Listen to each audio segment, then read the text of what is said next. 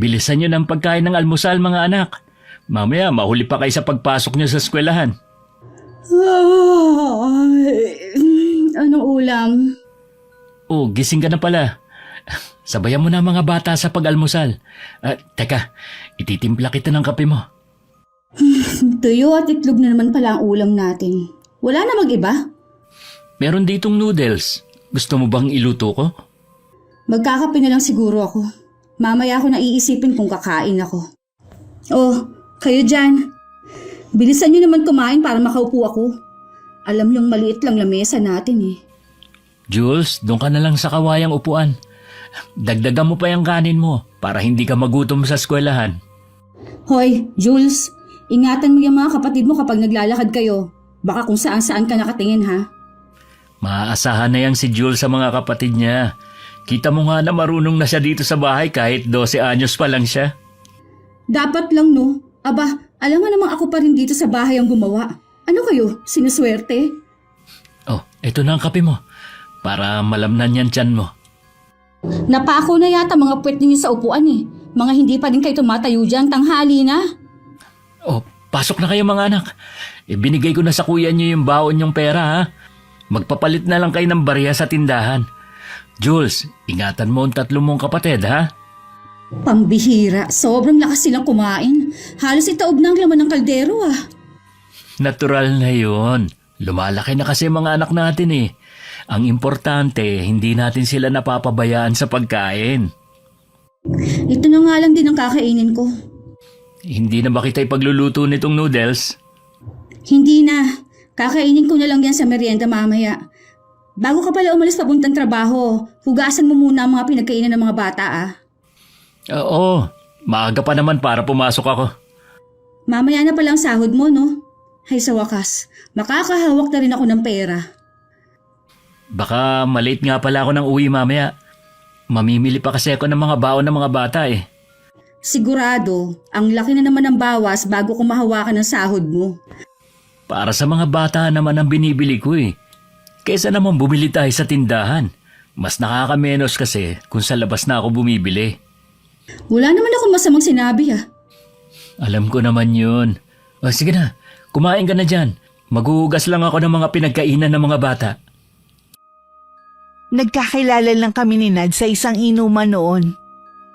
At makalipas lamang ang 1 buwan naging kami. At wala pang 1 taon nang magpakasal. Sa kasalukuyan, isang embalsamador si Nad sa isang funeral home sa bayan. Masasabi ko na mabait at responsable naman ang asawa ko. At tulirang ama sa 4 naming anak. Pero parang laging may kulang sa pagsasama namin. Ang lakas ng ulan. Mabuti na lang, nadaanan ako ni paring Sid. Kaya pala nagtataka ako kung bakit wala ka pa. Pagbaba ko kasi sa kanto, walang tricycle eh. Kaya yun, naglakad na ako. Hindi ko na maakalain na biglang babagsak ang malakas na ulan. Yan ba ang mga pinamili mo? Oo. Ito nga pala yung sahod ko. Ay salamat naman at nakahawak din. Pakiramdam ko taon na bago ako nakahawak ng pera eh. Nasaan pala yung mga bata? Hindi pa sila umuuwi mula kanina eh. Baka inabot ng ulan sa labas. Ha? Saan sila nagpunta? Sabi pupunta daw sa lola nila at makikinood ng TV. Pinayagan ko na dahil wala namang pasok bukas. Dapat pala maipaayos na natin ang TV natin para hindi na sila nakikinood sa iba. Nanay mo naman ang pinupuntahan nila eh. Tsaka, wag mo munang unahin ang pagpapagawa ng TV natin. Marami pa tayong pagkakagastusan. Sa bagay. Kaya lang kasi nakakaawa ang mga anak natin dahil dumadayo pa sila para manood ng TV. Tama lang yon para hindi puro panonood ang ginagawa ng mga anak natin. Kailangan din nilang tumulong dito sa bahay, no? Ikaw talaga. Kung makapagsalita ka parang hindi dumaan sa pagkabata. Hindi talaga. Hindi ko nga naranasan maglaro at magkaroon ng mga kaibigan ng bata eh. Sa dami namin magkakapatid, ako lahat nag-alaga. Dapat hindi mo iparana sa mga anak natin ang naranasan mo noong araw. Hindi ka ba magbibihis? Mamaya na. Baka kasi lumabas din ako para sunduin ang mga anak natin. Magkakape na lang muna ako. Masyado kang nag-aalala sa mga yun. Uuwi din naman sila dito sa bahay. Baka kasi hindi pa tumila ang ulan eh. Paano sila makakauwi? Hindi naman sila pababayaan ng nanay mo na umuwi ng basa. Pahihiramin naman ngayon ng payong. Susunduin ko na rin sila. Bago mo sila sunduin, magsaing ka na muna. Hindi pa ako nakakaluto eh. May ginawa ko kanina. O sige, unahin ko muna yun at gutom na rin ako. Mula nang magsama kami ni Nad, 1 taon ko lang siyang pinagsilbihan at siya na halos ang nagsilbi sa pamilya namin. Kahit pagod siya galing trabaho, siya pa rin na madalas magluto at nag-aasikaso sa mga anak namin. Ni minsan hindi siya nagreklamo sa pagiging tamad ko sa bahay. Nang makatapos siya sa pagluluto, lumabas na siya para sunduin ng mga anak namin sa bahay ng nanay niya. Mano po, Nay? Ang mga bata po, Kanina pa sila natutulog sa kwarto. Bakit ngayon ka lang kasi? ginabi po kasi ako eh. Bumili pa ako ng pagkain ng mga bata. Pagdating ko naman sa bahay, nagluto muna ako bago ako pumunta rito. Wala ba sa inyo si Jackie? Nandun po sa bahay. Marami din kasing ginagawa ang asawa ko eh. Hindi na ba talaga magbabago ang asawa mo? Ikaw na nga nagtatrabaho eh. Pagdating sa bahay, ikaw pa rin ang kumikilos. Nay, ngayon lang naman po ito. Ang asawa ko naman po talaga ang gumagawa sa bahay at nag-aasikaso sa mga bata. Huwag mo nga akong gawin tanga. Alam ko ang nangyayari sa bahay ninyo. Nay, kung ano man po naririnig niyo sa ibang tao, huwag niyo na lang silang pakinggan. Wala lang silang magawa sa buhay nila. Ewan ko ba? Napakabait mo naman pero natapat ka sa babaeng walang kwenta. Huwag naman po kayo magsalita ng masama labang kay Jackie. Ako ang mas nasasaktan eh. Bahala ka na nga sa buhay mo. Bukas ko na lang pauuwiin ng mga bata. Kawawa naman kung gigisingin mo pa. Tsaka umaambon pa sa labas oh. Pauwiin nyo na lang po na maaga bukas. Sa bahay na lang sila mag-almusal. Ay, si tatay nga po pala. Nasa inuman na naman. Saan pa ba yung pupunta? Malamang umaga na naman ang uwi ng tatay mo. Si tatay talaga. Ayaw pantigilan ng pag-inom. Dinaig ko pa siya. Ako nga mula nung mag-asawa, hindi na ulit uminom ng alak eh. Kilala mo naman ang tatay mo. Kapag pinagsabihan mo, siya pa ang galit. Titigil lang yun siguro kapag nagkasakit na. Sasabihan ko rin po si tatay kapag nagkausap kami. Sige nga anak, baka makinig sa'yo. Minsan nga biniro ko Sabi ko sa kanya kapag kinuhanan ka ng dugo, malamang alak ang makukuha sa'yo. Hindi pa rin natakot. Hindi naman po bata ang itay para matakot na lang basta. Gusto mo bang kumain? May ulam pa riyan. Sa bahay na lang po. Hinihintay po kasi ako ni Jackie eh. Ang lusog ng asawa mo at laging maganda ang damit. Tapos ikaw at ang mga anak niyo puro luma ang damit. Kahit mga uniforme ng mga apo ko puro naninilaw na. Sinabihan ko na po si Jackie na bilhan ng mga bagong damit ng mga bata. Kaso po medyo kapos po talaga. Kasi mas inuuna pa niya ang luho sa sarili. Tapos ang mga apo ko kapapayat. Hindi man lang mabilhan ng vitamins. Hindi naman po. Inuuna naman po niya ang pangangailangan namin sa bahay. Sadya lang po na maliit lang ang sahod ko. Maliit pa pala ang sahod mo. Yung iba nga mas mababa pa ang sahod pero naibibigay naman ang pangangailangan ng pamilya. Nagsusugal pa ba ang asawa mo hanggang ngayon? Paminsan-minsan na lang po kapag walang ginagawa sa bahay. Libangan lang naman po niya ang pagsusugal. Libangan pero ang laki magpatalo. Mabuti pa po umuwi na ako. Saka na lang po tayo magkwentuhan. Pakisabi na lang po kay Itay na galing ako rito. Hay nako, tiyan ka magaling sa pag-iwas. Hindi naman po sa ganun, Nay. Hinihintay na po kasi ako ng asawa ko sa bahay. Dahil naiinip na ako sa paghihintay sa pagbabalik ni Nad at mga bata, nauna na akong kumain. Nagtaka pa ako kung bakit asawa ko lang ang umuwi. Oh, bakit ikaw lang? Nasaan ang mga bata? Nakatulog na ang mga anak natin doon kay na inay. Kumain na rin daw sila doon. Pambihira. Hindi na nahiya mga batang yun. Sigurado, marami na namang sasabihin ng nanay mo. Akala pinababayaan na naman ang mga apo niya. Wala namang sinasabi ang inay. Tsaka mga apo naman niya yun. Wala namang masama kung doon kakain at matutulog ang mga bata. Siguro kapag kaharap ka, walang sinasabi sa iyo ang inay mo. Pero maraming nakakarating sa akin ng mga sinasabi niya. Hanggang ngayon, hindi pa rin niya ako tanggap bilang asawa mo. Huwag ka kasing makikinig sa mga sinasabi ng mga taga rito. Alam mo mabait ang inay. Kita mo nga, tuwing manganganak siya ang nasa tabi mo. Siyempre, pakitang tao. Mahal ka ng inay bilang anak. Sa akin ka maniwala, hindi sa mga taong walang magawa basta may masabi lang. Huwag na nating pag-usapan yan. Mabuti pa, kumain ka na. Uy, sabay na tayo. Hindi ka ba kakain?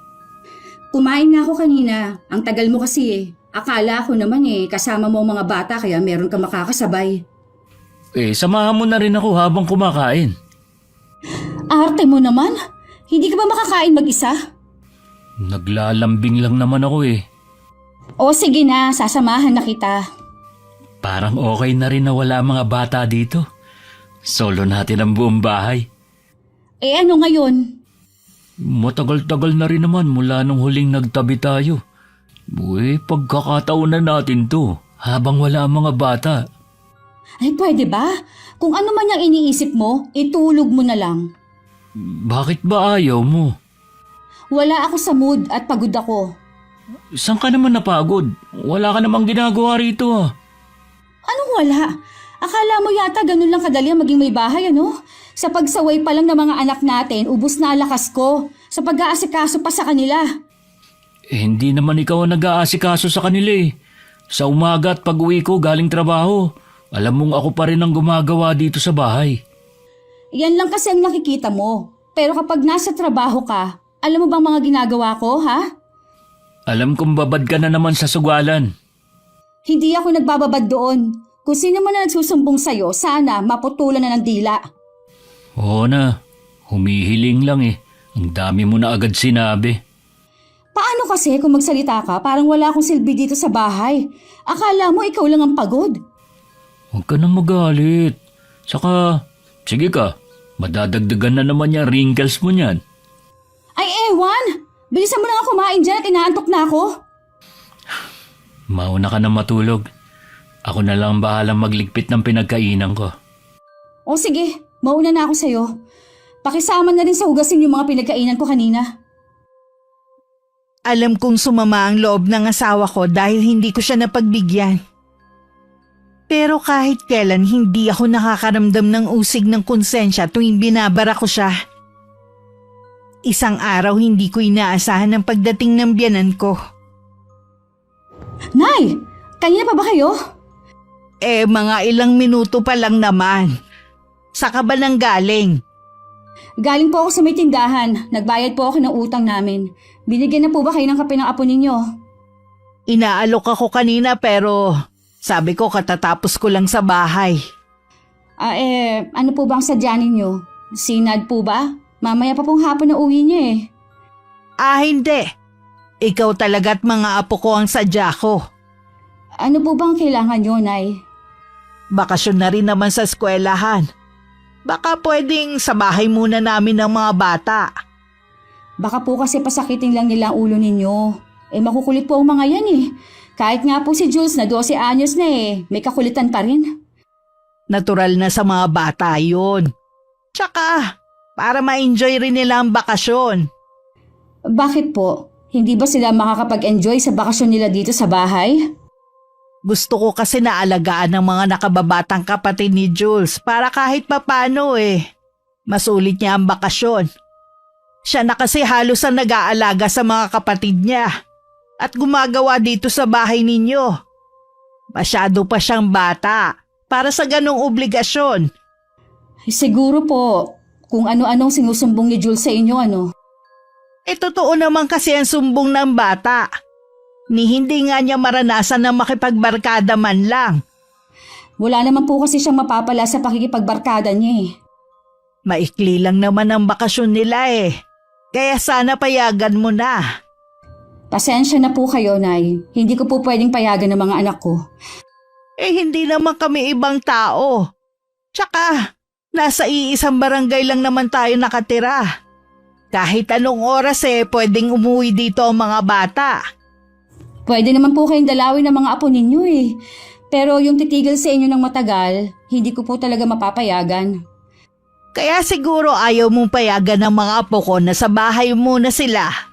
Dahil wala nang gagawa dito sa bahay ninyo. Ang babata pa nila pero yung dapat na ikaw ang gumagawa, ipinapaubaya mo na sa kanila. Minsan lang sila maging bata. Sana hayaan mo ma-enjoy nila yon. Wala po kayong alam sa mga nangyayari dito sa bahay. Kung inuutusan ko man po sila, karapatan ko po yun bilang nanay nila. Huwag po kasi kayo maniwala agad sa mga sumbong ng mga apo ninyo. Lalo na po yung si Jules. Napakasinungaling po niyan. Grabe ka namang magsalita ng ganyan sa mga anak mo. Lalo na kay Jules. Totoo naman po kasi. Sutil po ang mga apo ninyo. Nakakahiya sila kapag nasa ibang bahay. Kaya mabuti pa rin po na dito lang sila. Magkaganon man. Gusto ko pa rin silang kunin sana. Hindi nga po pwede. Huwag niyo na po ipagpilitan. Ako po ang masusunod, hindi po kayo. Walang nagawa ang biyanan ko kundi ang umalis na lang.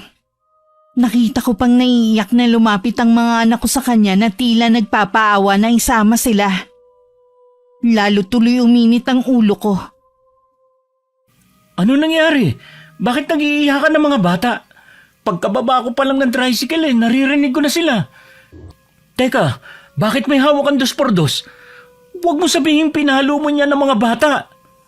Ang titigas ng mga ulo eh. Kahit na. Hindi mo sila dapat pinapalo. Ang papayat na ng mga katawan nila Yan pa talagang pinampalo mo. Pwede mo naman silang pagsabihan kung may nagawa silang mali Nakikinig naman ang mga anak natin. Hindi ko na kasi napigilan ang sarili ko. Kung ano-ano kasi nawalingan na sinusumbong nila sa nanay mo. Ano naman ang sinusumbong nila kay inay? Kesyo sila ang gumagawa dito sa bahay at ako puro pasarap lang. Nandito nga kaninang nanay mo at kinukuha sila Doon daw muna sila sa buong bakasyon. Kaya ka nagagalit dahil aalis ang mga bata. Tsaka, totoo naman na wala ka nang ginagawa dito sa bahay. Ni paglalaba nga, hindi mo na ginagawa Puro damit mo na lang ang nilalaban mo. Sa dami ng mga anak mo, ako pa talaga maglalaba. Kaya naman na nila maglaba, no? Oo, kaya nga nila. Tignan mo ang mga damit nilang pang-uniforme. Puro naninilaw. Hindi mo sila maasikaso bago pumasok sa eskwelahan. Tapos magagalit ka ngayon dahil sa mga nakarating kay inay. Totoo naman ang sumbong ng mga bata Kung totoo man, sana, hindi na lang sila nagsusumbong sa lola nila. Ako ang napapahiya Gusto mo kasi malinis ang imahe na ginawa mo sa sarili mo. Maaring ang ibang taong hindi ka pa lubusang kilala maniniwala sa'yo na isa kang ulirang ina at asawa. Pero hindi ang mga taong nakapaligid sa'yo. Kung magsalita ka parang hindi talaga ako naging mabuting ina. Sige nga, tanungin mo ang mga anak mo kung kailan mo sila isinama sa mga lakad mo. Di ba maalis ka lang na mag-isa dahil nahihiya ka na isama ang mga anak natin? Minsan, napapaisip na rin ako kung talagang mahal mo kami ng mga anak mo. Huwag mong pagdududahan ang pagmamahal ng isang ina. Pues, iparamdam mo sa mga anak natin yung sinasabi mo na mahal mo sila. Jules, ayusin nyo na yung mga gamit nyo. Bakit mo pinapaayos sa mga gamit nila? Ihahatid ko sila sa bahay ni na inay. Seryoso ka ba talaga, ha? Ipapaalaga mo ang mga anak natin sa mga magulang mo? Oo naman. Doon muna sila para makapagpahinga sila. Lalo na si Jules sa mga gawain dito sa pag-aalaga sa mga kapatid. Iba pa rin ang pag-aalaga ng isang ina. Hindi ka nga naging ina sa kanila.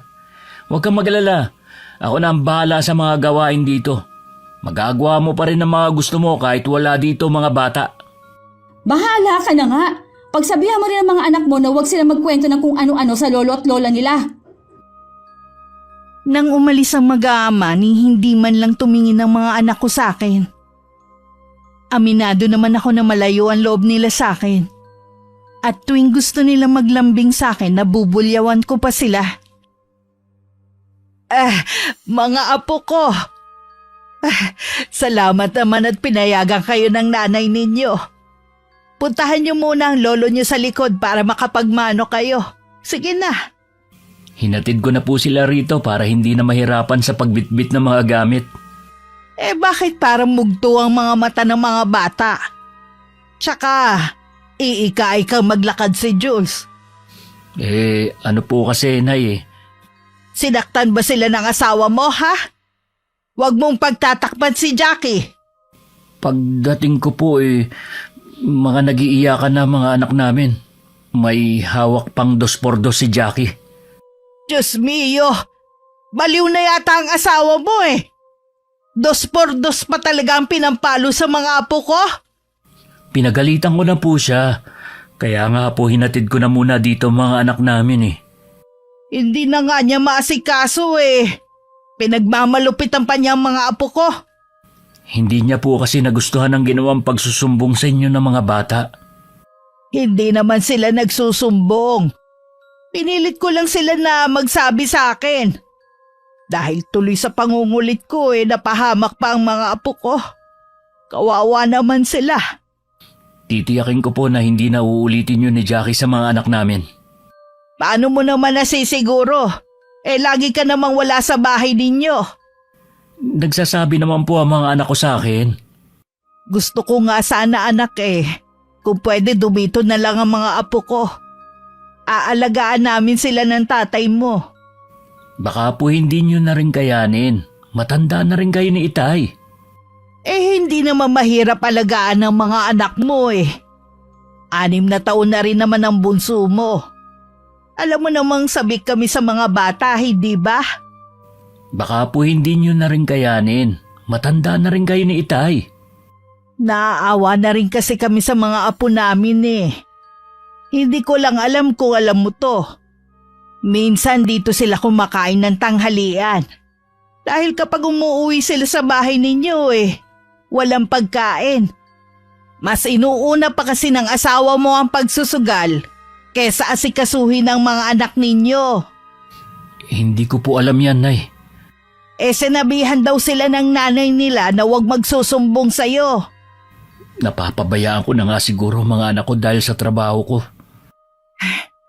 Wala ka namang pagkukulang Siyempre kailangan mo magtrabaho para sa pamilya mo. Noon pa kasi sinabihan na kita na hindi maganda ang reputasyon ng asawa mo. Pero sabi mo mapagbabago mo naman. Hindi pa rin po ako nawawalan ng pag-asa na magbabago ang asawa ko. At paano po, Nay? Kayo na po ang bahala sa mga bata, ha? Uuwi na po muna ako. Sa huli, napagtanto ko na mabuti na rin pala nagbakasyon muna ang mga anak ko sa lola nila. Hindi ko kasi kailangan magmadaling umuwi galing sa sugalan. Pag-uwi ko naman nakaluto na ang asawa ko. Sabi na nga ba nagbababad ka masyado sa sugalan. Ano bang pinagsasabi mo? 2 oras nga lang ako nandun Huwag ka na nga magsinungaling. Baka mamaya hindi lang pagsusugal ang inaatupag mo, kundi bumalik ka na rin sa pag-inom mo. Oo, umiinom ako pero kapag may okasyon lang. Hindi naman ako nagpapakalunod sa alak Kahit itanong mo kina Betchay, sila ang lagi kong kasama. Bakit kailangan ko pa silang tanungin? Kung pwede naman na ikaw na lang ang tanungin ko. Sinagot na kita. Ano pa ba ang gusto mo? Alam ko may problema ang pagsasama natin. Sabihin mo kung ano ang dapat kong gawin. Ikaw lang ang nag-iisip na may problema ang pagsasama natin. Hindi lang ako nagsasalita noon. Dahil ayokong marinig ng mga anak natin na nagtatalo tayo. Sinabi ko nang walang problema Kung ganun, bakit ka nang lalamig sa akin? May iba ka na naman ba? Sino siya? Napapraning ka na naman. Hindi lang kayo mga babaeng malakas ang pakiramdam, pati kami mga lalaki. Kaya alam ko, meron ka na namang ginagawang milagro. Kung ganyan rin lang naman ang iniisip mo sa akin, mabuti pang maghiwalay na lang tayo. Hiwalay agad? Para mo na rin sinasabi na talagang meron kang tinatago sa akin Wala nga sabi! Kaya nga gusto ko na makipaghiwalay sa'yo eh. Para hindi ka na nagdududa sa akin. Ilang beses mo na kasi akong iniputan sa ulo noon. Nagkaroon ka pa ng anak sa ibang lalaki. Pero tinanggap ko siya at saka itinuring na tunay na anak. Ano, isusumbat mo na naman ba sa akin yan, ha? Pinapaalala ko lang sa iyo kung ano mga sinakripisyo ko noon. Paulit-ulit din kitang pinatawad at binigyan ng pangalawang pagkakataon. Alang-alang sa mga anak natin. Maniwala ka sa akin. Wala akong ginagawa para madumihan ang pangalan mo. Pinagsisisihan ko lang kasalanan kong yun. Nangako ako na hindi ko na yun uulitin. Naniniwala ako sa iyo. Patawarin mo sana ako sa pagdududa ko sa iyo. Mapapatawad lang kita kung hindi mo na uungkatin ang nakaraan. Pangako, hindi ko na yun uungkatin. Tuluyan ko nang ibabaon sa limot. Niyakap pa ako ng mahigpit ng asawa ko. Doon lang ako nakaramdam ng matinding sundot ng konsensya. Totoo naman kasi ang hinala niya sa akin. Pero kailangan kong maging maingat sa mga kilos ko kung ayaw kong mabuko. Nakakahalata ng asawa mo? Kailan ba? Hindi ko alam. Kahapon lang niya ako kinausap eh. Baka naman hindi ka nag-iingat sa mga kilos mo. Siguro kasi meron nagsabi sa kanyang madalas ako umaalis lalo't wala ang mga bata sa bahay. Wala sila sa inyo? O nasa ng mga anak mo? Nandun sa bahay ng lola nila. Buong bakasyon doon muna sila. Buti at hindi sila naghihinala sa pangatlo mo. Nung makita ko siya nun ang layo ng itsura sa mga kapatid. Sinad lang ang nakakaalam na anak ko sa ibang lalaki si Jen. Nangako siya na wala siyang pagsasabihan kahit sino. Napakabait din ni Nad no? Kahit nalaman niya na may iba kang lalaki, pinatawad at tinanggap ka uli niya sa buhay niya. Mabait talagang asawa ko. Nasa kanyang lahat na magagandang katangian. Hindi ko nga alam kung bakit ako natukso sa'yo at nagpatukso ulit ngayon. Mas masarap daw kasi yung bawal Hindi mo pa sinasabi kung bakit ka pa bumalik. May 1 taon nang patay ang asawa ko.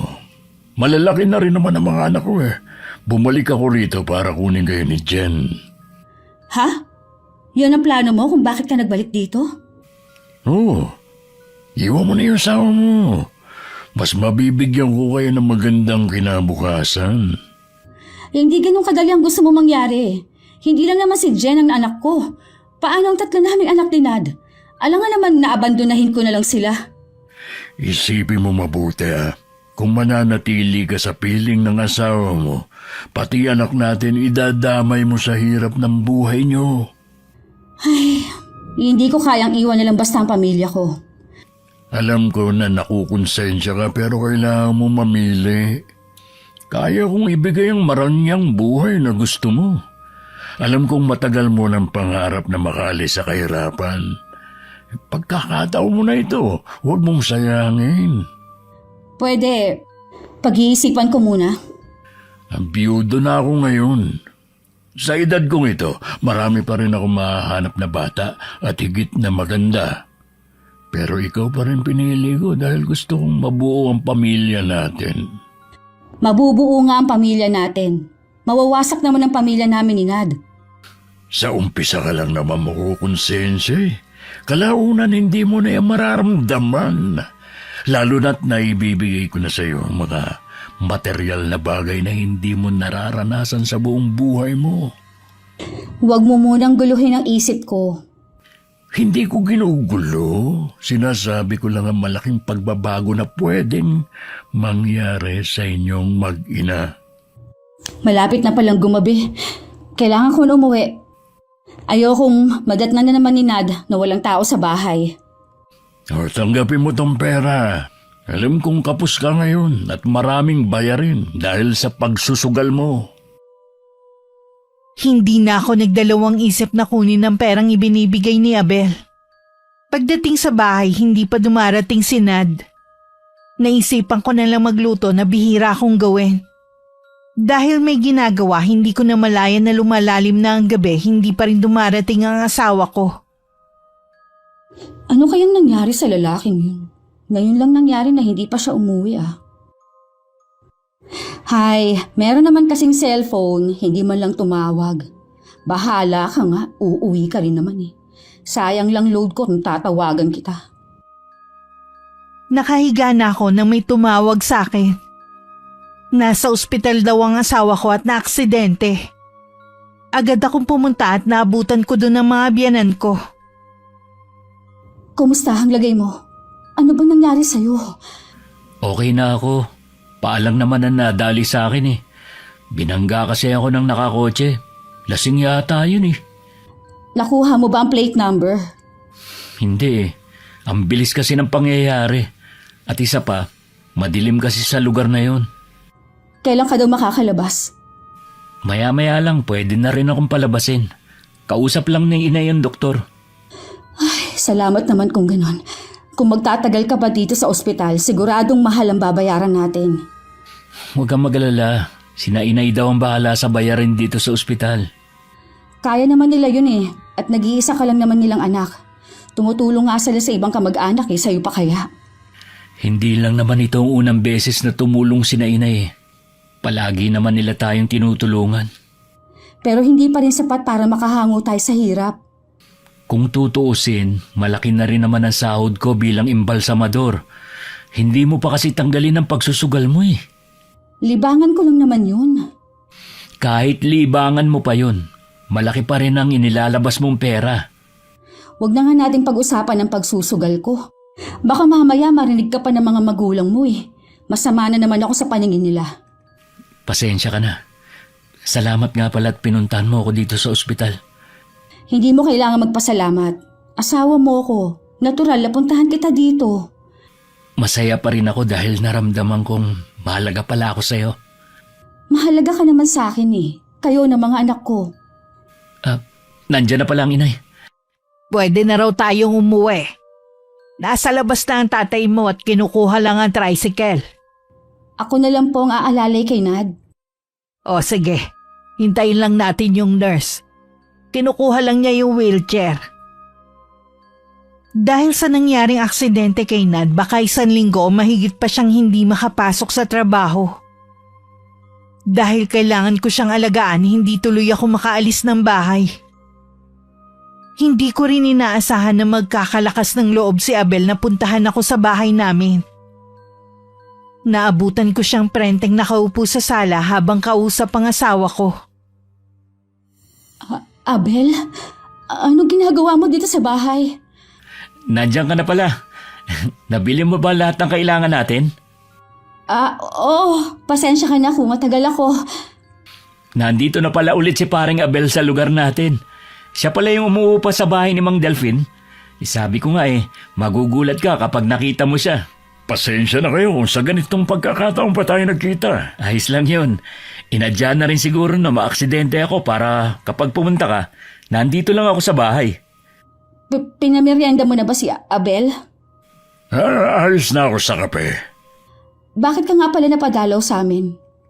Naikwento ko kasi kay pare na gusto kong puntahan ng dati kong mga kaibigan dito. Biyudo na pala itong si paring Abel Maayos na ang buhay niya sa Maynila ngayon.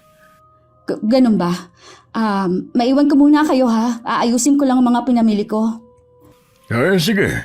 Mamaya pa naman ako uuwi. Nasa na nga ba tayo? Yung pinag-uusapan natin kanina? Sa trabaho mo bilang embalsamador. Ang pagkakaalam ko kasi sa Maynila ka noon nagtatrabaho. Oo. Hindi ko na kasi matagalan na mawalay sa pamilya ko noon. Kaya nagdesisyon akong umuwi na lang dito. Mabuti na lang, pagkatapos ng ilang buwan, nakapasok din ako sa bayan. Paano yan? Hindi ka makakapasok sa trabaho dahil sa nangyaring aksidente sa'yo. Saan kayo kumukuha ng panggastos nyo? Hindi naman kami pinababayaan ng mga magulang ko At saka, nasa kanila naman ang mga bata. Kung kailangan nyo ng tulong, huwag kayong mahihiyang magsabi sa akin. Hindi pa naman kami naghihirap. At saka sabi ko nga, tumutulong ang mga magulang ko. Alam ko naman na pride ang dahilan kung bakit ayaw mong tumanggap ng tulong. Kung ikaluluwag ng kalooban mo pwedeng magtrabaho sa akin pansamantala si Jackie. Para naman makatulong sa gastusin nyo. Si Jackie lang ang makakapagdesisyon sa bagay na yan. Tatanungin ko siya mamaya. Magtatagal ka ba rito sa lugar natin? Hindi. May kailangan lang akong asikasuhin dito sa atin. Kapag natapos na babalik na rin ako sa Maynila. Dito ka naman ang halian. Hindi na pare. May kailangan pa kasi akong puntahan Sa susunod na lang. Paano? Aalis na rin ako. Pakisabi na lang kay Jackie ang tungkol sa inaalok ko, ha? Oo, ingat at salamat sa pagdalaw. Mula sa bintana ng kusina natanaw ko ang pag-alis ni Abel sakay ng kotse niya. Maaga na rin ako nagluto nun para makakain na si Nad. Habang nasa harapan kami ng hapagkainan, binanggit ng asawa ko ang tungkol sa trabahong inaalok ni Abel. Nasa iyo naman ang desisyon kung tatanggapin mo. Pansamantala lang naman daw habang nandito siya sa atin. Baka trabaho sa bahay ang inaalok niya. Baka nga, ang laki ba naman ang inuupahan niya tapos mag-isa lang siya? Mahirap kasing magdesisyon, lalo't ganyan pa ang kalagayan mo. Sino mag-aasikaso sa'yo dito kung aalis pa ako? Hindi na rin naman ganun kasakitan pa ako. Pero kung ayaw mo, pwede naman nating pagtiyagaan muna ang binibigay ni nanay. At saka, mas gusto ko nandito ka lang sa bahay. Pag-iisipan ko rin. Naalala ko kasi na malapit ng pasukan Kailangan natin ng pera pambili ng gamit ng mga bata. Ay, oo nga pala. Muntik ko na makalimutan. Kung bakit kasi na-aksidente ka pa tapos hindi pa natin alam kung sino bumangga sa'yo. Nasingil man lang sana natin kung sino yun. Ipasa Diyos na lang natin ang nangyari. Oo nga pala. Bigla ko naisip, kung tatanggapin ko ang inaalok na trabaho ni Abel, pauwiin na lang natin ng mga bata para may kasama ka dito. Pwede naman. Bakit parang bigla kang tumamlay? May nararamdaman ka ba? Wala naman. Mamimiss lang kasi kita kapag nagtrabaho ka na. Akala ko naman kung ano na. Isusunduin ko na mamayang hapon yung mga bata akin na nanay. Hindi na naman siguro sila magreklamo dahil ang tagal na nila doon. Maiintindihan naman nila yon, lalo na si Jules. Nang hindi na umimik si Nad, hindi na rin ako nagsalita. Pagkatapos ko naman magligpit ng pinagkainan, hindi ko na hinintay ang hapon. Nagpaalam na rin ako sa asawa ko na susunduin na ang mga anak namin.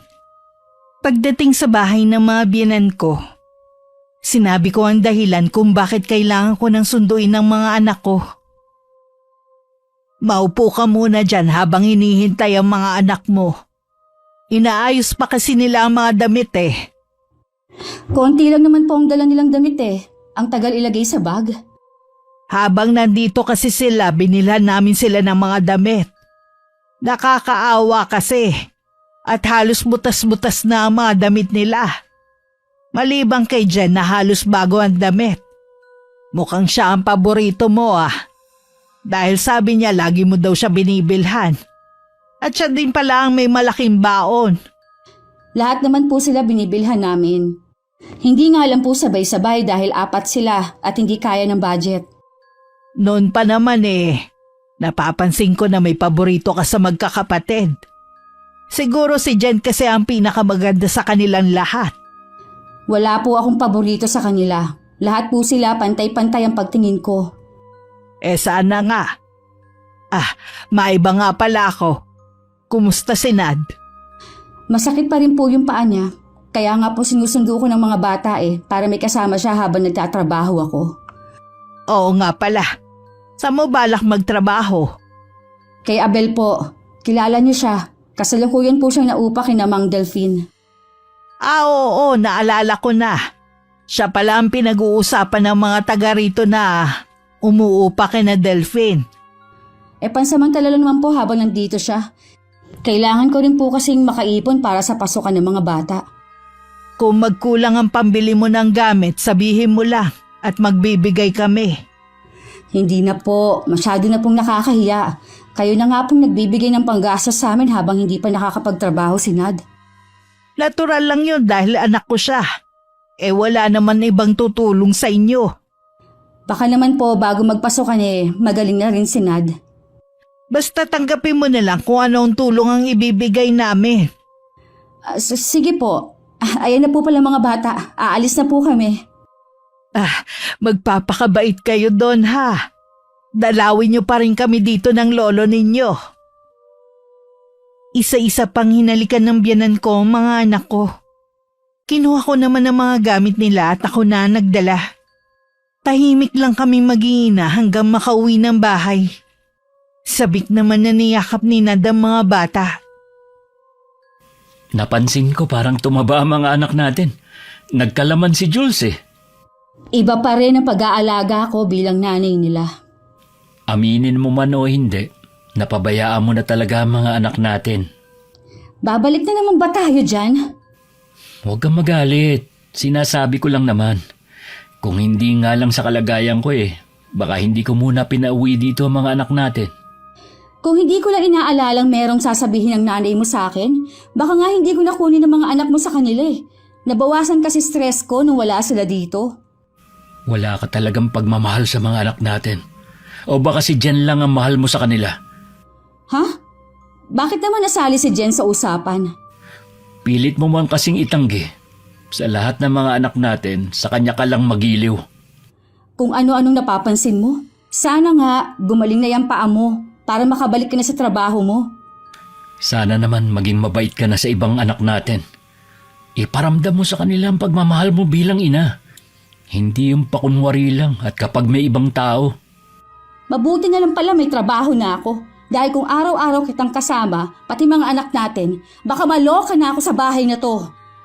Kaya lang naman mainit ang ulo mo dahil wala kang pera. Kaya nga pinapayagan na kitang magtrabaho pansamantala eh. Sana lang, huwag mong kalimutan na may pamilya ka. Anong ibig mo sabihin sa huli mong sinabi? Ang ibig ko sabihin, kahit may trabaho ka na, huwag mo rin sanang kalilimutan ng obligasyon dito sa bahay. Huwag kang mag-alala, hindi ko nakakalimutan. Tandaan mo rin sana na mahal kita. Bakit bang drama mo ngayon, ha? Akala mo naman mangibang bansa ako eh. Pasensya ka na kung OA ako minsan. Gusto ko lang kasi na iparamdam sa'yo at laging ipaalala kung gaano kita kamahal. Alam ko naman yan. Hindi mo na kailangan ipaalala. Mula nang magtrabaho ako, napansin ko na lagi malalim ang iniisip ng asawa ko. Pinagkibit-balikat ko na lamang yun.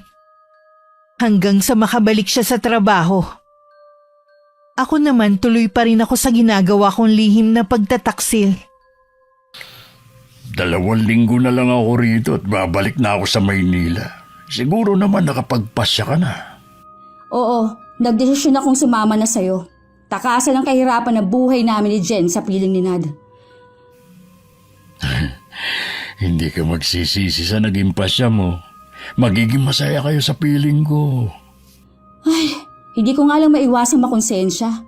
Gusto ko sanang isama ang lahat ng anak ko. Hindi mo pwedeng gawin yan. Sa inyo lang ni Jen ako may pananagutan. Hindi ko gusto mag-alaga ng anak ng iba.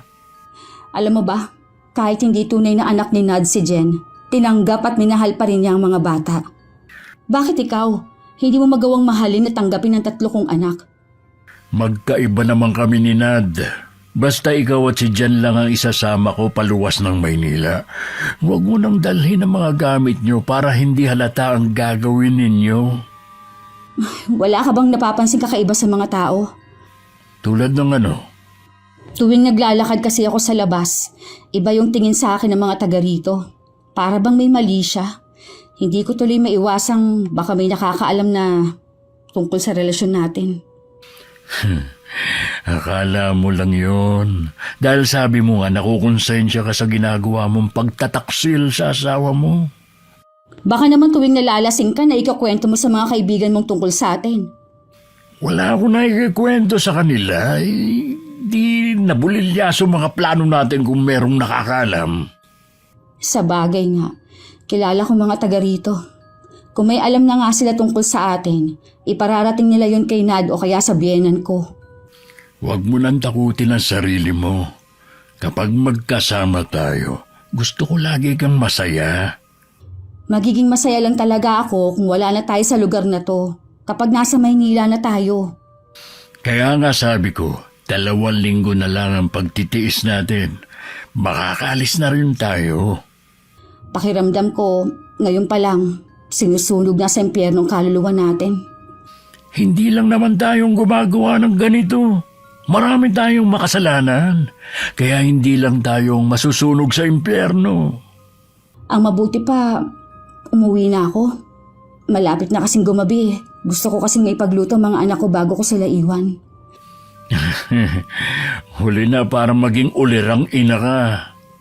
Hindi naman yun ang intensyon ko. Gusto ko lang mag-iwan ng magandang alaala sa kanila. Okay, sinabi mo eh. Ay, ito nga pala ang pera. Ibili mo ng masarap na pagkain ng pamilya mo. Bago umuwi ng bahay, dumaan muna ako sa malaking tindahan sa amin. Bumili ko ng masarap na ulam at iba pang pagkain. Hindi ko nilang pinansin ang kakaibang tingin nila sa akin habang namimili. Pag-uwi naman, nagluto ko na ipinagtaka ng mga anak ko. Maaga rin dumating si Nad na agad kong napansin ang pasa sa mukha. Anong nangyari sa'yo? Bakit may pasa ka? Sinong gumawa niyan? Wala lang to. Anong wala lang? Tingnan mo nga ang itsura mo. Sino ba kasi may gawa niyan? Tigilan mo nga ako sa pagkukunwari mong pag-aalala. Anong pagkukunwari? Totoong pag-aalala ko sa'yo. Maupo ka nga dyan. Kukuha lang ako ng gamot sa cabinet. Kaya ko nang gamutin ang sarili ko. Jules, kunin mo nga yung gamot. Bakit ba sa akin ka nagagalit ha? Parang kasalanan kong nabugbog ka. Kasalanan mo naman talaga! Ha? Paano naging kasalanan ko? Diyan ka magaling. Itatanggi sa una, pagkatapos aamin din naman. Ipaliwanag mo kasi kung ano bang ikinagagalit mo. Hindi naman kasi ako manghuhula eh. Kung galit ka sa taong nambugbog sa'yo, wag akong pag-initan mo. Salamat ka, mahal na mahal talaga kita. Hindi ko magawa magalit sa'yo ng totoo. Hindi kita maintindihan. Bakit ka ba kasi nagkakaganyan? Mangako ka sa akin. Kahit anong mangyari, hindi mo ako iiwan. Hindi mo kami iiwan ng mga anak natin. Hindi ko naman kayo iiwan ha. Saan mo ba nakuha ang ideya na yan? Mahal na mahal kita, Jackie. Kamamatay ko kapag nawala ka sa akin. Huwag ka nga magsalita ng ganyan. Pinapakaba mo naman ako eh. Hindi ko intensyon na takutin ka. Sinasabi ko lang ang pwede mangyari. Ang mabuti pa, magpahinga ka na muna sa kwarto natin. Pauunahin ko lang pakainin ng mga bata. Susunod ako para gamutin ka. Agad naman sumunod ang asawa ko. Hanggang ng mga sandaling yun, ang bilis pa rin ang tibok ng dibdib ko. Pakiwari ko kasi may nalalaman na sinad tungkol sa amin ni Abel. Kinabukasan, nagulat ako nang sabihin niya na hindi na ako pwedeng magtrabaho. Bakit mo naman ako pinatitigil sa trabaho? Hindi mo ba alam? Malaking tulong sa atin to. Kaya ko namang ibigay ang pangangailangan nyo ng mga bata eh. Gusto ko magpaliwanag ka kung bakit. Talaga bang gusto mong malaman, ha? Oo nga. Hanggang kailan mo ba ako iiputan sa ulo, Jackie? Sobrang tanga ba talaga ang tingin mo sa akin? Hindi kita maintindihan. Kaya pala iba na ang tingin sa akin ng mga taga rito tuwing naglalakad ako sa labas. Dahil may ginagawa ka ng milagro sa likod ko. Sa kabila nun, pinagtatanggol pa rin kita sa mga kaibigan ko kahit makipagpatayan pa ako sa kanila. Hindi kita maintindihan, Nad. Alam ko na may relasyon kayo ni Abel. Balak mo ring sumama sa kanya? Hindi ako papayag. Maniwala ka sa akin. Huwag mo nang dagdagan pa mga kasinungalingan mo! Kung sino man na nagsabi niya sa'yo, siya ang nagsisinungaling. Gusto lang niya sirain ang pagsasama natin. Mismong kaibigan niya na nakainuman niya nagsabi. Huwag mo nang hintayin makagawa ko ng isang bagay na pare-pareho natin pagsisisihan sa uli. Nad, maniwala ka. Wala akong ginagawang masama. Tama na! Sumunod ka na lang sa sinasabi ko. Inililigtas lang kita sa kahihiyan mula sa mga tao. Bakit kailangan kasi naisipin mong sinasabi nila kaysa sa sinasabi ko? Wala kami ginagawang masama ni Abel. Sa tingin mo kaya mapapaniwala mo pa ako? Noon pa. Alam kong siya ang tunay na ama ni Jen. Alam mo yon? Oo! Matagal ko nang alam. Pero pinili ko pa rin na magbulag-bulagan para sa iyo at sa mga anak natin. Kahit paulit-ulit dinudurog ang puso ko tuwing magkasama kayo, tinitiis ko lang. Umaasa ako na sa huli. Kami pa rin ang mga anak mo ang pipiliin mo. Wala naman akong balak na iwan kayo eh. Totoo ba yan? Oo naman. Mangako ka sa akin. Ako lang pipiliin mo. Hindi ka sasama sa taong yun. Pangako yan. Mahigpit pa ako niyakap ni Nad habang patuloy sa pagluha. Lalo naman ako naguluhan sa nararamdaman ko at sa dapat kong gawin. Nang pumasok na siya sa trabaho at ang mga bata naman sa eskwelahan, dali-dali ako nakipagkita kay Abel. Mabuti naman at dumating ka ngayon. Ilang araw na kitang hinihintay. Tinatawagan kita pero hindi ka sumasagot. Ilang araw na nga kasing nawawala ang cellphone ko. Nakita ko na lang nabasag na at nasa basurahan. Ay, sino naman sisira na cellphone mo? Sino pa bang gagawa kundi si Nad? Alam na niya ang tungkol sa atin. Mismong kaibigan mo nagsabi sa kanya. May ginawa ba siya sa'yo? Sinaktan ka ba niya nang malaman niya? Hindi yun kayang gawin sa akin ni Nad. Umiyak pa nga siya at nagbakaawa na wag ko siyang iiwan. Huwag mong sabihin nagbago na isip mo. Hindi ko alam. Naguguluhan ako. Naaawa din kasi ako kay Nad.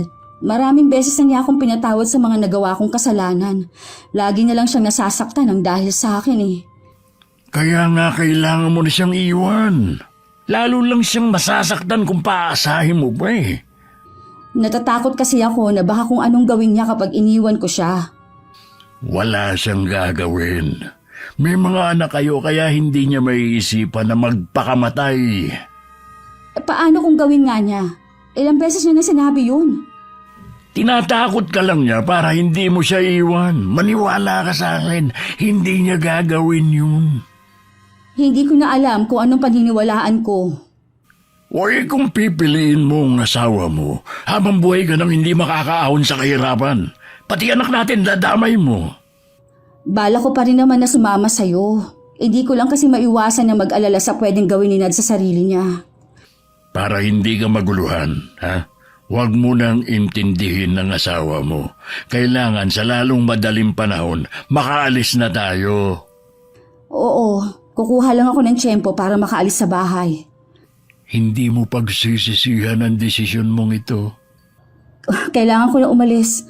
Baka may makaalam pang nandito ako. Alam mo namang mainit ang mga mata sa atin ng mga taga rito. Uy, mamaya ka na umalis. Namiss kita eh. Kaya lang, Abel. Wala na ako nagawa nang pupugin ako ng halik ni Abel. Nagpaubayan na lamang ako.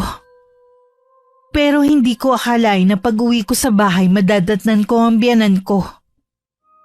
Wala siyang kangiti-ngiti at nangaabutin ko na ang kanyang kamay para magmano. Isang malakas na sampal ang ipinadapo niya sa akin. Halos mabingi ako sa sampal na yon at ilang sandaling hindi makamuha. Nay? Bakit niyo po ako sinampal? May gana ka pa talaga magtanong? Hindi mo na binigyan ng kahihiyan ng anak ko at ang pamilya namin. Ano? Pinuntahan mo na naman ang lalaki mo? Kung ang ikinagagalit niyo po ay yung tungkol sa kumakalat na balita, wala pong katotohanan yon. Hindi ako pinanganak kahapon para maniwala sa mga kasinungalingan mo. Pinatawad ka na nga ni Nad eh. At tinanggap pati anak mo sa ibang lalaki. Kayong gumagawa ka na naman ng kasalanan. Talaga bang sagad hanggang buto ang kakatihan mo, ha? Nay, huwag niyo naman po akong insultuin sa mismong pamamahay namin. Nakakahiya din po sa mga kapitbahay. O bakit? Nasasaktan ka ba? Tinatablan pa ba ang mukhang yan?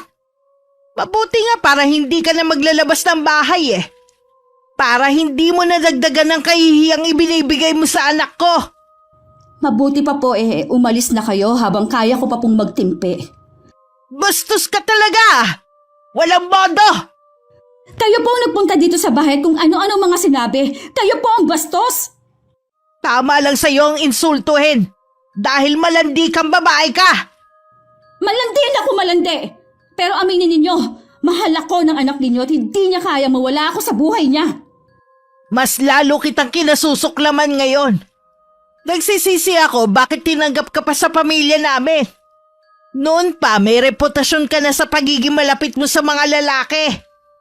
Huli na po para magsisi. Kasal na kami ni Nad. Alam ko na wala na akong magagawa sa bagay na yan. Pero may magagawa pa ako sa mga apo ko. Hindi ako papayag na makasama ka nila. Baka ma-impluwensya mo sila ng ugaling meron ka. Hindi po ako papayag na pati si Jen ay ilayo ninyo.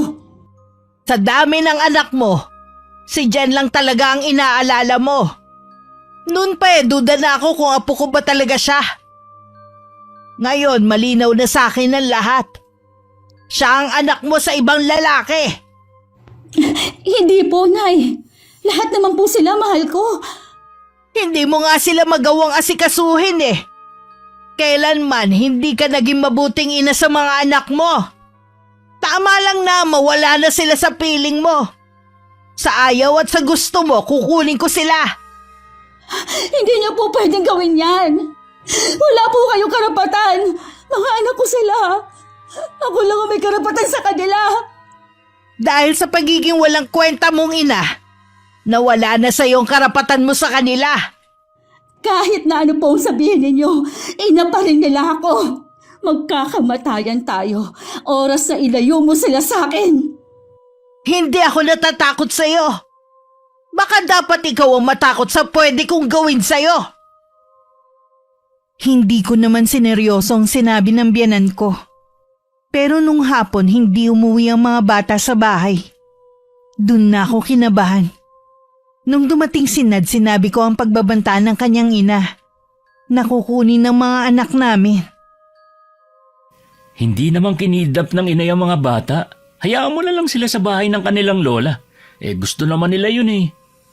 Anong hayaan? Sunduin mo sila sa bahay ng nanay mo. Kailangan mo silang iuwi dito. Dati naman wala kang pakialam sa mga bata. Bakit ngayon sobra kang nag-aalala? May pakialam ako sa kanila. Ako ang nanay nila. Kaya kung nasaan ako, dapat naroon din sila. Ano bang kinatatakot mo? Hindi naman sila mailalayo ng inay. Nag-aalala lang siya sa magiging epekto sa mga bata na mga kumakalat na balita tungkol sa'yo. Wala akong pakialam. Basta, ibalik niya ang mga anak ko sa bahay na to. Sige, pupuntahan ko sila bukas ng umaga. Bakit bukas pa? Ngayon ka na pumunta. Pagod din ako sa trabaho. Baka pwedeng magpahinga muna ako. Nakikiusap ako sa'yo, Nad. Sunduin mo na mga bata. Pakiramdam ko kasi hindi ko na sila makikita pa. O sige, pupuntahan ko na sila ngayon. Huwag ka nang umiyak. Salamat. Hindi lang talaga ako mapalagay kung wala sila dito eh. Saka, di ba, gusto mo na buo ang pamilya natin? Paano tayo matatawag na pamilya kung hindi naman natin kasama mga bata? Oo nga. Pasensya ka na sa ginawa ng inaya. Apektado rin kasi sila sa kumakalat na chismis tungkol sa'yo eh. Kaya nga nakikiusap ako sa'yo. Huwag ka munang maglalalabas ng bahay. Palamigin mo muna ang sitwasyon. Oo, kung yan ang gusto mo at makakabuti sa atin. Maiwan na muna kita rito.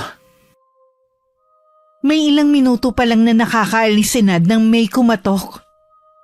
Nagtataka naman ako na binuksan yon sa pag-aakalang bumalik ang asawa ko. At may nakalimutan lang. May nakalimutan ka ba? Abel, anong ginagawa mo dito? Kailangan kitang makausap eh. Pumasok ka muna. May nakakita ba sa'yo na pumunta ka dito? Wala naman. Kanina pa ako nakatingin dito eh. Sabay lang kami ni Nad na dumating. Mabuti nga umalis siya. Papunta siya sa bahay ng nanay niya. Hindi kasi umuwi ang mga bata dito. Bakit ba ang hilig makialam ng biyanan mo? Pati ba naman sa mga bata? Ganun talaga ang matandang yon. Noon pa, Ayaw na niya sa akin. Lalo niya akong kinasuklaman dahil sa kumalat na balita tungkol sa atin. Wala na nga pala ako sa tinitirang ko. Ha? Yun ba ang sasabihin mo? Akala ko ba 2 linggo ka pa dun? Pinaalis kasi ako ni Mang Delphin. Kinausap siya ng biyenan mo para paalisin ako. Naalala ko nga pala. Kamag-anak ng biyenan ko si Mang Delphine. Kaya naman pala eh. Saan ka ngayon tumutuloy? Sa bayan. Kaya Jackie, kailangan na nating umalis bukas. Bukas na ba agad? Hindi na tayo pwedeng magtagal dito. Marami nang galit sa akin, kahit yung mga tinuturing kong kaibigan. Mas kampi na sila ngayon kay Nad. Wala naman kasing dapat sisihin kundi ikaw eh. Hindi tayo magbubuko kung hindi ka nadulas sa pagsasabi sa kanila. Wala na tayong magagawa. Nangyari na. Ay bukas, pagkaalis ng asawa mo, pupunta ko rito. Huwag na kayong magdala ng gamit ni Jen. Natatakot ako, Abel. Huwag kang matakot. Nandito lang ako. Hindi ko kayo pababayaan ng anak natin. Kapag nasa Maynila na tayo, kakalimutan na natin ang nangyari sa lugar na ito. Nang mga sandaling yun, bigo si Nad na mapakiusapan ng kanyang ina na ibigay ang mga bata. Hanggang kailan ka magbubulag-bulagan dahil sa lintik na pagmamahal mo sa asawa mo, ha? Nay, huwag niyo na po kaming pakikialaman ni Jackie. Problemang mag-asawa to. At saka, huwag niyo naman pong idamay ang mga anak namin. Nag-aalala lang naman ako sa mga apo ko eh. Gusto ko lang silang protektahan. Ako na po ang bahala sa kanila. At isa pa, nangako na si Jackie na magbabago na. Kaya pala galing na naman siya kanina sa bahay ng lalaking yon. Ano pong ibig niyo sabihin? Patuloy pa rin siya sa pakikipagkita kay Abel. Hindi po totoo yan, Nay. Nangako sa akin si Jackie na hindi na makikipagkita kay Abel. Pues sinungaling ang babaeng yon. Walang isang salita. Puro kalandian lang naman ang alam gawin.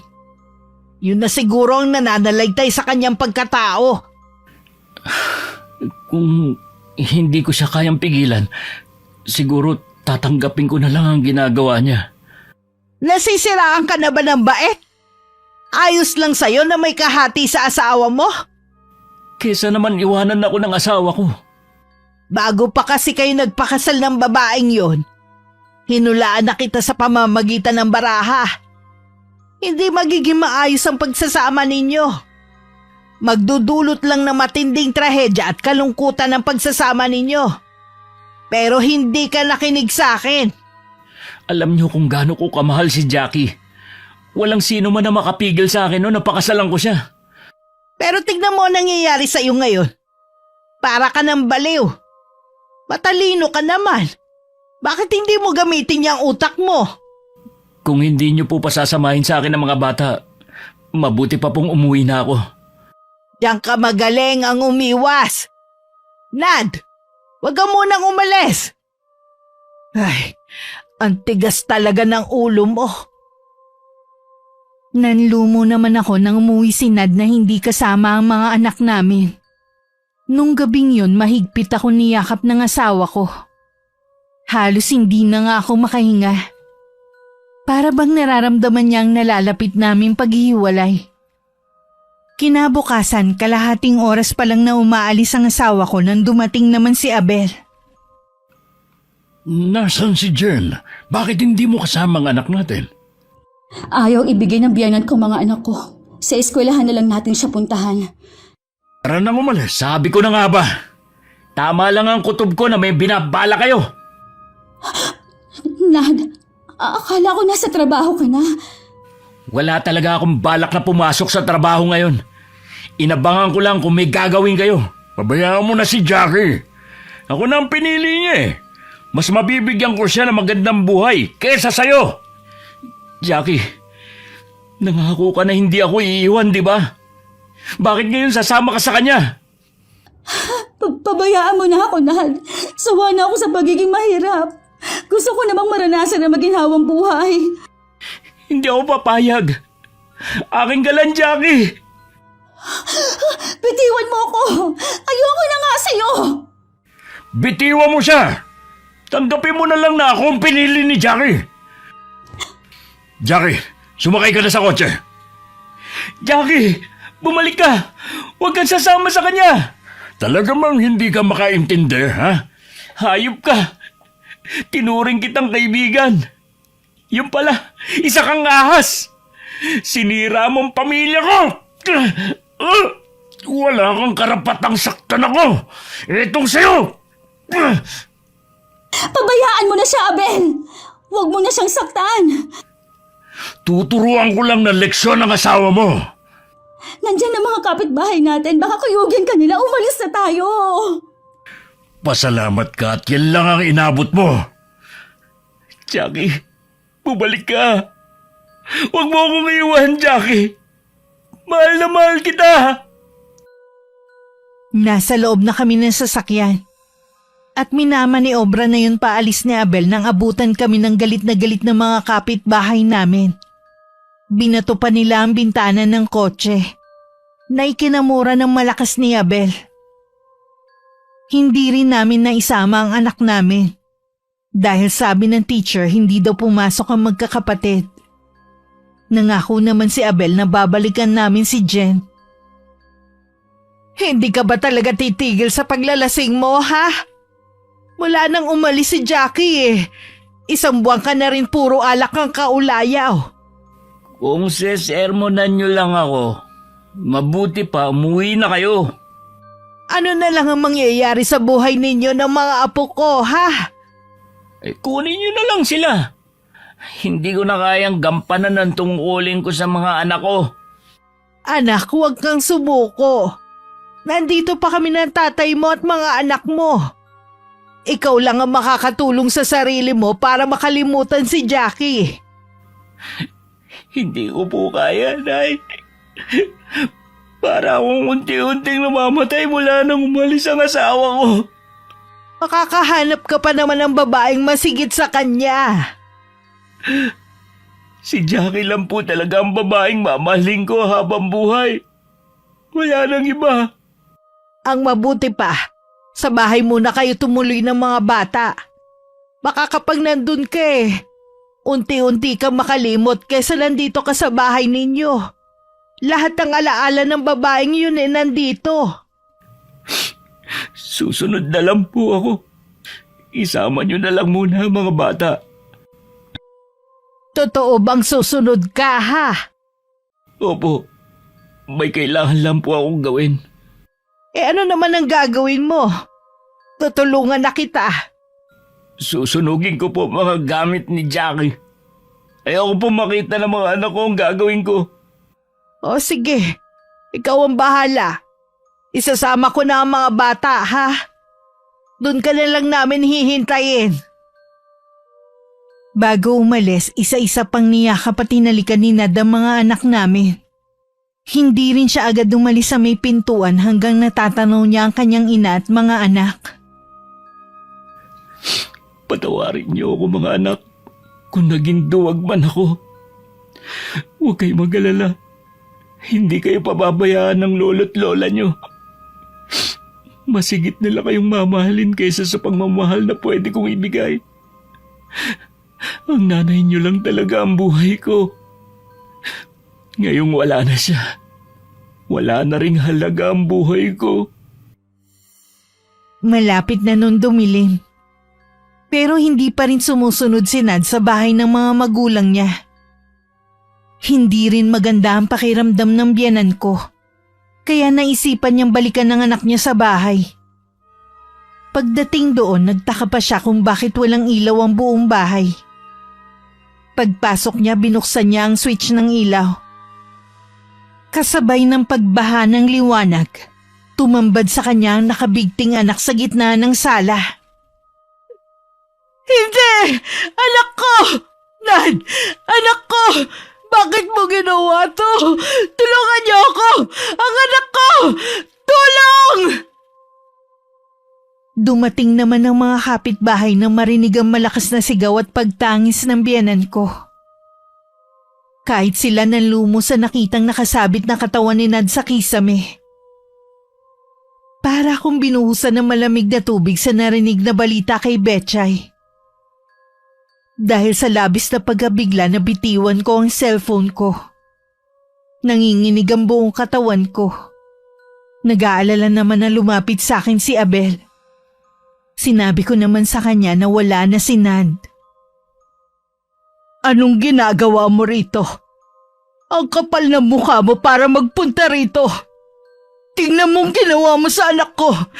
Ikaw ang pumatay sa kanya. Gusto ko lang pong makita sa huling pagkakataon ng asawa ko. Kung inaakala mo na makakalapit ka sa kabaong ng anak ko, nagkakamali ka. Umalis ka na at isama mo ang anak mong bastarda. Nay, nakikiusap naman po ako sa inyo. Huwag mo kong tawaging nanay. Hindi kita anak. Dahil sa'yo, nawala ang nag-iisang anak namin. Siya dapat ang maglilibing sa amin ng tatay niya. Hindi kami mga magulang niya ang maghahatid sa kanyang huling hantungan. Kundi dahil sa'yo, hindi mangyayari to. Kasalanan mo ang lahat ng to. Patawarin niyo po ako, Nay. Wala nang magagawa ang paghingi mo ng kapatawaran. Hindi na maibabalik ang buhay ni Nad. Kung sa tingin mo, makakatakas kayo sa kasalanan na ginawa ninyo, nagkakamali kayo. Tikman niyo ang puot ko. Pagbabayarin ko kayo na mahal. Kahit saan kayo magpunta, hindi ko kayo patatahimikin. Kahit nagdadalamhati, hindi ko pa rin maiwasan ang kilabutan sa talim ng titig sa akin ng biyanan ko. At maging sa pagbabanta niya. Nang araw na yun isinama ko na si Jen. Pagkatapos ng 9 na araw ng kamatayan ni Nad, muling bumalik ang nanay niya sa sementeryo para gawin ng maitim na balak. Labis na pangungulila ang ibinigay mo sa amin, anak. Hindi ako makakapayag na hindi magbayad ang mga taong dahilan ng kamatayan mo. Dahil sa ginawa nila, muli nilang ginising ang matagal ko nang ibinaon na kaalaman sa kulam. Habang buhay ko silang parurusahan.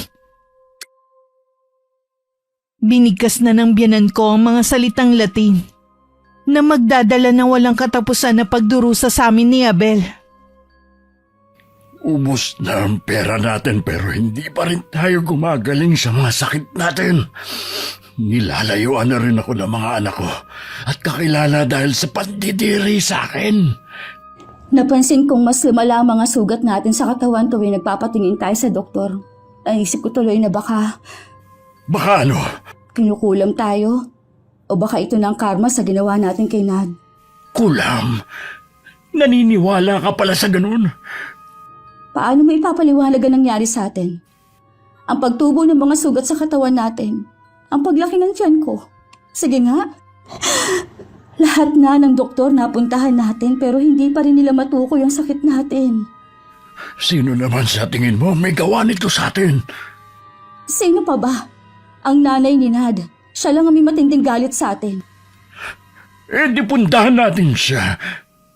Sabi ni Betchay, wala nang biyanan ko at ang mga anak ko. Wala daw nakakaalam kung saan sila lumipat. Lindig naman. Paano tayo gagaling nito? Kailangan natin ng magaling na albularyo. Yun na lang ang tanging paraan para gumaling tayo.